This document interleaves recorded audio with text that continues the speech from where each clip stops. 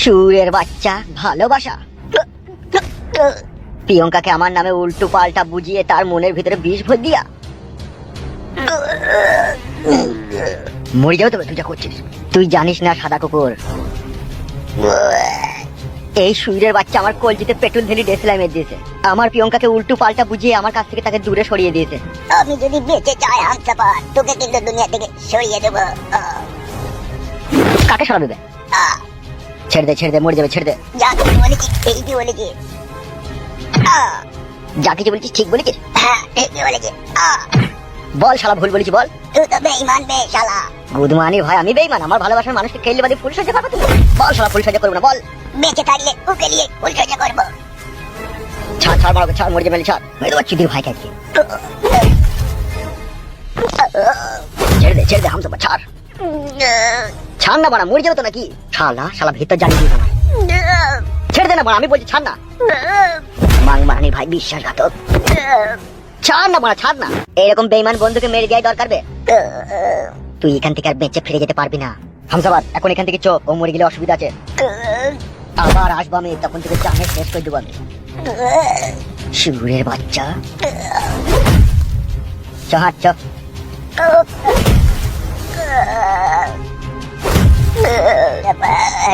তোকে আমি ছাড়বো না।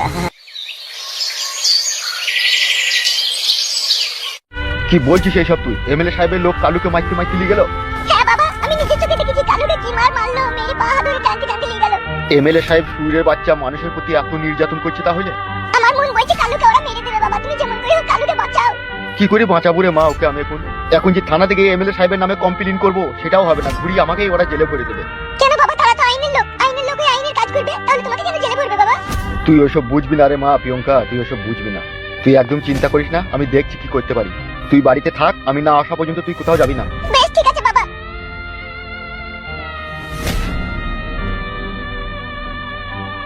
বাবা যদি এই সংসারে না থাকতো, এই সংসারটা যে কি অবস্থা হতো সেটা আমরাই বুঝতে পারছি। কাঁচের গ্লাসের মতো ভেঙে টুকরো টুকরো হয়ে যেত। তুমি চলে যাওয়ার পর আমাদের জীবনে যে কি কষ্ট এসেছিল সেটা আমরাই জানি। সত্যি করে বল, বিশাল কষ্ট হয়ে যাবো। সেই সব দিনগুলো মনে পড়লে বুকের ভিতরটা কিরকম কেঁপে ওঠে আমার। আসলে ভালোবাসাটা এমনই একটা জিনিস না বউ, খালি ঘাড়ের ভিতরে খালি সুর সুর দেয়। কি বললে? ভালোবাসাটা যখন আমি ওই এমএলএর বউকে ভালোবেসে ফেলে গেলাম না, তখনই খালি আমার ওইটা মনে হইতো। কি মনে হইতো তখন? বলবো বউ, রাগ করবো না তো? কি আর রাগ করবো বলো? বলছি দেখো। বলো না বলো। ওই এমএলএর বউকে যখন আমি ভালোবেসে ফেলেছিলাম না, তখন ওকে আমি সব জায়গাতেই দেখতে পেতাম। আর খাটতে মনে হইতো ওই আমার জীবনের নিঃশ্বাস। ওকে ছাড়া নিঃশ্বাস বন্ধ হয়ে যাবে। মন খারাপ করছি না তো বউ, বলছি বলে? মন খারাপ করিনি, যতই তোমাকে দেখছি ততই আমার আশ্চর্য লাগছে। হ্যাঁ তাইলে আর বলবো না। তোমার মন খারাপ করে দিতে আমার কোনো লাভ নাই বলো। পুরুষ মানুষের মন বোঝা বড় মুশকিল। বাড়িতে আছিস রে চঞ্চল? বাবা মাঠে গেছে গো ছোট কাকা। কিছু বলবো নাকি কাকা? বাবার সাথে এটা কথা ছিল। তাহলে বাবাকে আমি ডেকে আনবো কাকা? হ্যাঁ ডেকে তো আনতে হবে, একটা দরকারি কথা আছে। বেশ ঠিক আছে, তুমি বসো, আমি এখনই ডেকে আনছি। বাবা মাঠে আছে। বেশ যা, তাড়াতাড়ি আসবি।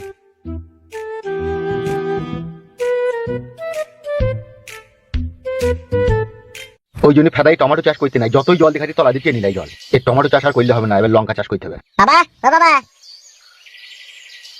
কি হলো, কি বলছিস? ছোট কাকা বাড়ি আইছে আমাদের, কিসের লেগে তোমাকে ডাকছে দেখো গা। কিসের জন্য? কি করে বলবো, পয়সা মাসে ধার নেবে মনে হয় দেখো গা। ভাড়ার ভিতরে পয়সা, পয়সা ধার বললি ধার লাই। দেখো গা চলো। বুঝছো?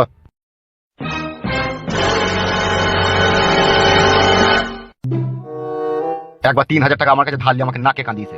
এবারও যদি ও ভেবে থাকে আমি ওকে পয়সা ধার দেবো, ও ভুল ভেবেছে। তুমি দেবো না করে দেবো, পুক করে বাই করে দিয়ে দাও। এবার আর পুক করেও দেবো না, প্যাক করেও দেবো না। পয়সা নাই তা কোথা থেকে দেবো? খাটি পয়সা, পয়সা মুঝে গাঁড়ে ঝুলছি। একটু করে চা খেয়ে আসে আব্বা, তুমি বাড়ি যাক।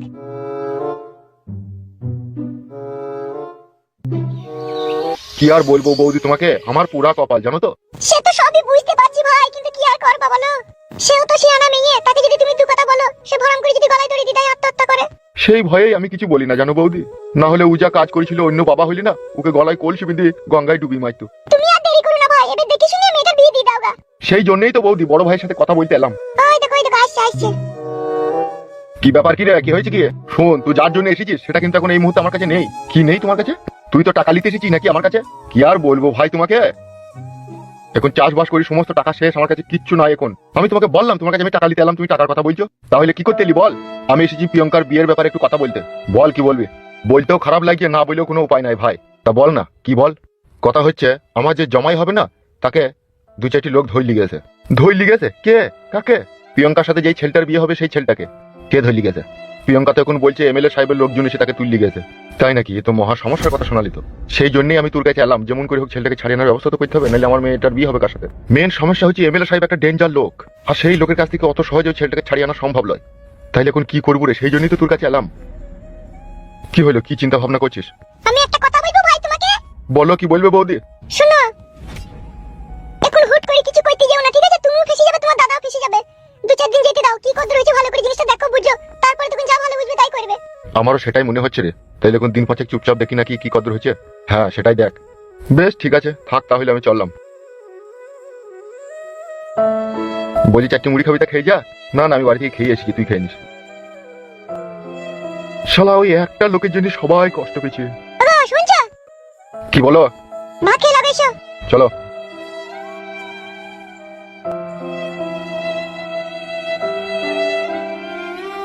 হ্যাঁ বাপ, ভাই তো তুই তো আসছি কই রে? সেটাই তো বাবা, ও একটা কি আসছে মনে হচ্ছে না?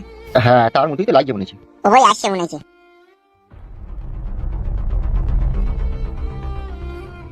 এত দেরি হলো কি ব্যাপার? তোমার লেগে কখন থেকে অপেক্ষা করছি। বাবাকে মাঠে ডাকতে গেছিলাম বলে দেরি হয়ে গেল। তাহলে এবার বলো আমরা কি করবো? এবার কিন্তু যা কিছু করতে হবে কোনো চিন্তা ভাবনা করে করলে হবে না, হারাম দুরুম করে দিতে হবে। কি হারাম দুরুম করে দিতে হবে? কাকা তুমি শোনো একটা কথা। বল, কি বলবি? একটু কাছে সরে এসো, দেয়ালেরও কান আছে। বল, কি বলতে চাচ্ছিস বল। কথা হচ্ছে এমএলএ সাহেবকে সরিয়ে দিতে গেলে পারে, আর ফালতুর বউকে ওখান থেকে বাই করে আনতে গেলে একটা ছোট পারানি প্ল্যান করতে হবে। কি প্ল্যান? প্ল্যান হচ্ছে কাঁটা দিয়ে কাঁটা তুলতে হবে। সেটা কিরকম? সবার আগে আমাদেরকে একটা ভালো মেয়েকে পয়সা দিয়ে ভাড়া করতে হবে। মেয়ে ভাড়া করে কি হবে বে? ফালতু রে, তুই যদি বুদ্ধি থাকতো তাহলে তো হয়েই যেত। সব বুদ্ধি ছিল তো আমার, তুই কি বুদ্ধি জ্ঞান আমার সব হারিয়ে গেছে। তুই কি বলতে চাচ্ছিস কি? ভালো করে আমাকে বল না ব্যাপারটা। আমি তোমাদেরকে আগেই কি বলেছিলাম যে আমার প্ল্যান অনুযায়ী যদি কাজ করে তাহলে আমি ফালতুর বউকে বাই করে এনে দেবো এখান থেকে, বলেছিলাম তো? হ্যাঁ, তা তো বলেছিলি। তাহলে প্ল্যানটা আমি দিচ্ছি তো। তা বল, কি বলবি? এক কাজ করো, ফালতুকে আমার সাথে নিয়ে এসো। কোথায় যাবি, কোথা তুই? আসতে বললাম এসো, বেশি না বকে। চালাতে চালাতে আব্বা।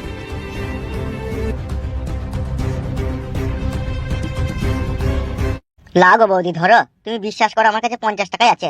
তোরা কি ভাবিস বলতো আমাকে? আমি কি বাজারের পচা সবজি নাকি, তাই 50 টাকাই তোকে লাগাইতে দেবো?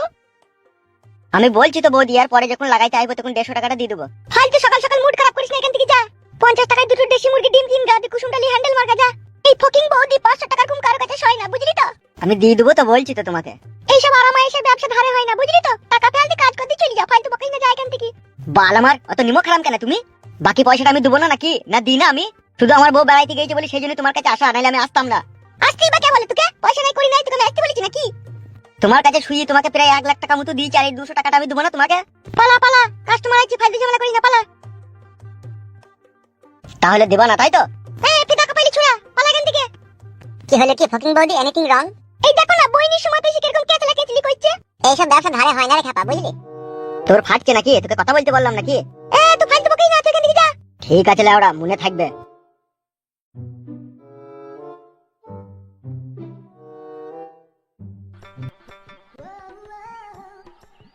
এতদিন তুমি কোথায় ছিলে? আসনি ফুটো? কেরালা গিয়েছিলাম ঢালাইয়ের কাজে। ও, তাহলে তো খুব পয়সা কামিয়ে নিয়ে এইছো ওখান থেকে। মাংমানি ভাই, কি মিছি কথা রে। কাজ সেরকম পাইনি তো, লোকের বিশাল চাপ। তোমরা কি তিনজনে করবে নাকি? আজকে আর করবো না, পরে একদিন করবো, কিন্তু এখন একটা বিশেষ কাজের জন্য তোমার কাছে এসেছি। আমার কাছে বিশেষ কাজের জন্য এসেছো? কিন্তু কাজটা কি ফুটো? কাজটা খুব ছোট কাজ, তোমাকে করতে হবে। এর জন্য কিন্তু তোমাকে অনেক টাকা দেওয়া হবে। কিন্তু কাজটা কি? কাজটা হচ্ছে একটা লোককে মদের সাথে বিষ খাইতে হবে। আমি পারবো না ফুটো। আমি খারাপ মেয়ে হতে পারি, কিন্তু মানুষকে মারতে পারবো না। এইসব কাজ আমার দ্বারাই হবে না ফুটো। তোমরা তিনজন চাইলে আমাকে উল্টি পাল্টি ফিরিতে করে এখান থেকে যেতে পারো, কিন্তু আমি কাউকে মারতে পারবো না। শোনো ফকিং বৌদি, ভালো মানুষকে মারতে বলিনি তো তোমাকে, একটা খারাপ মানুষকে মারতে বলছি। আমি পারবো না গো ফুটো, তুমি মাফ করো আমাকে। দেখো ফকিং বৌদি, আমার কথাটা শোনো। তুমি যদি এই কাজটা করো, তোমাকে ক্যাশ টাকা 90,000 টাকা দেবো আমি। 90,000 টাকা? কি চিন্তা করছো? মদের সাথে 20 টাকাকে খাইতে হবে। আমাদের গ্রামের এমএলএ বিকাশ দত্ত সাহেবকে।